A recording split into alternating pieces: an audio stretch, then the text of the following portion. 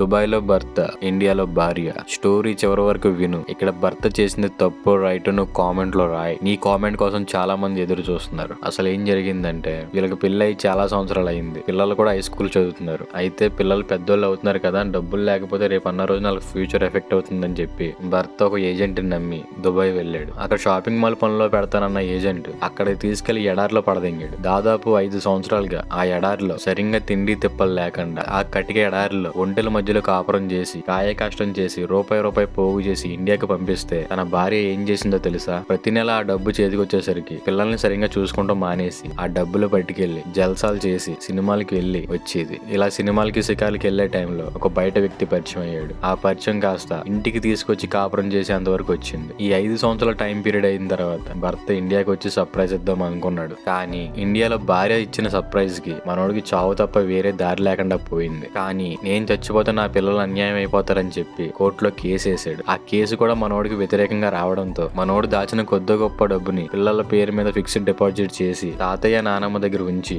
వాళ్ళ ఆవిడని ఏం చేశాడో తెలుసా? అందరికి తెలిసేలాగా తలకాయ నరికేశాడు. ఆ తలకాయ తీసుకుని పోలీస్ స్టేషన్ కి వెళ్లి నా భార్య నేనే చంపానని చెప్పి ఒప్పుకొని ఈ రోజుకి కూడా జైల్లో శిక్ష అనుభవిస్తున్నాడు. ఇక్కడ మనోడు చేసింది తప్ప రైటా? మీరేమనుకుంటున్నారు? ఇటువంటి ఆడదాన్ని అసలు ఏం చెయ్యాలి? కామెంట్ లో రాయండి. చెప్పాను కదా మీ కామెంట్ల కోసం చాలా మంది చూస్తున్నారని. మంచిది.